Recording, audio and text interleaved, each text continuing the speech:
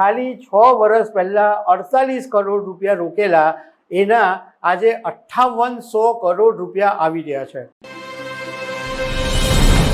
મુકેશ અંબાણીએ તાજેતરમાં રિલાયન્સની 49મી એજીએમની અંદર જીઓના આઈપીઓની જાહેરાત કરી, પરંતુ આજે હું તમારી સાથે એ વાત કરીશ કે માણસનું નસીબ કોઈક વાર એવું હોય કે એમ લાગે કે ભગવાન છપ્પર ફાડ નહીં પણ એના કરતાં બી કંઈક વધારે આવતું હોય એ આપી દેતા હોય છે।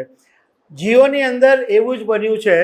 એક ઇન્વેસ્ટરે ખાલી 48 કરોડ રૂપિયા 2020માં રોકેલા હતા અને હવે જ્યારે જીઓનું આઈપીઓ આવી રહ્યા છે અને જે જીઓનું જે વેલ્યુએશન છે એ જોતાં આ ઇન્વેસ્ટરને 5800 કરોડ રૂપિયા કાગળ ઉપર મળે છે। જસ્ટ ઇમેજ કરો, ખાલી 6 વર્ષ પહેલાં 48 કરોડ રૂપિયા રોકેલા એના આજે 5800 કરોડ રૂપિયા આવી રહ્યા છે।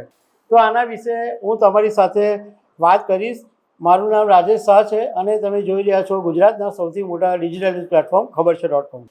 રિલાયન્સ ઇન્ડસ્ટ્રીઝની 49મી વાર્ષિક સાધારણ સભામાં મુકેશ અંબાણીએ જાહેરાત કરી કે એ જ દિવસે સેબીમાં જીઓના આઈપીઓ માટે ડ્રાફ્ટ પેપર્સ રજૂ કરી દેવામાં આવી રહ્યા છે અને 10 રૂપિયાની ફેસ વેલ્યુવાળો 27 કરોડ ફ્રેશ શેર, નવા શેર કંપની જારી કરશે અને એમાં પ્રાઇસ બેન્ડ હજુ જાહેર નથી થયો અને રિટેલ ઇન્વેસ્ટરોને કેટલા શેર મળશે એ પણ જાહેરાત નથી કરવામાં આવી। જીઓની અંદર એક ઇન્વેસ્ટર એવા છે કે જેમણે 10 રૂપિયાના ભાવે આ શેરની અંદર રોકાણ કરેલું હતું। ટેલિકોમ સેક્ટરના દિગ્ગજ અને એચડીએફસીના પ્રમોટર મહેન્દ્ર નાટાએ 16 વર્ષ પહેલાં રિલાયન્સને ટેલિકોમ સેક્ટરમાં એન્ટ્રી અપાવવા માટે, ટેલિકોમ સેક્ટરમાં લાવવા માટે મોટી મદદ કરી હતી અને આ મહેન્દ્ર નાટાએ એ વખતે 10 રૂપિયાના ભાવે જીઓની અંદર હિસ્સેદારી કરી હતી અને 2020માં એમની ટોટલ ઇન્વેસ્ટમેન્ટ 48 કરોડ રૂપિયાનું થયું અને એમની પાસે જીઓમાં 0.54%નો હિસ્સો છે। એમણે ઇન્વેસ્ટમેન્ટ કરેલું હતું એ પછી જીઓનો એક ગ્લોબલ ઇસ્યુ આવ્યો અને એની અંદર કંપનીએ 37 કરોડના કન્વર્ટેબલ ડિબેન્ચર મહેન્દ્ર નાટાને આપેલા હતા અને એ પછી શેરોની અંદર કન્વર્ટેબલ ડિબેન્ચર શેરોમાં રૂપાંતરિત થયા તો મહેન્દ્ર નાટાનો હિસ્સો 0.54% સુધી પહોંચી ગયો। મુંબઈનું બહુ જાણીતું બ્રોકરેજ હાઉસ મોતીલાલ ઓસ્વાલે એક અંદાજ મૂક્યો છે કે જીઓ પ્લેટફોર્મનું જે વેલ્યુએશન છે એ $114 અબજ છે અને એ આ વેલ્યુએશનને આધાર માનીને જો આપણે મહેન્દ્ર નાટાના 0.54% શેરનું વેલ્યુએશન ગણીએ તો 5800 કરોડ રૂપિયા થાય છે।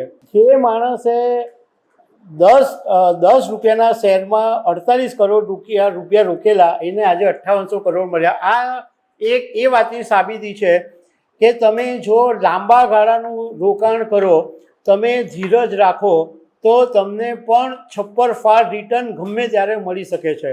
અને શેર બજારની અંદર તો ઘણી વાર એવું જોવા મળ્યું છે કે તમે શેરમાં જે ઇન્વેસ્ટમેન્ટ કર્યું હોય એ મૂકી રાખો તો ઘણી વખત તમે અસામાન્ય રિટર્ન મળ્યા છે એવા અનેક દાખલા છે।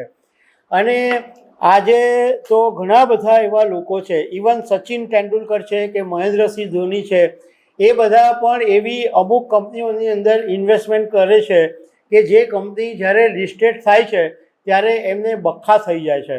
એટલે આ વાત છે કે જો રોકાણ કરવું હોય તો લાંબા ગાળાને ધ્યાનમાં રાખીને કરો તો તમને પણ ગમે ત્યારે ફાયદો થઈ શકે છે।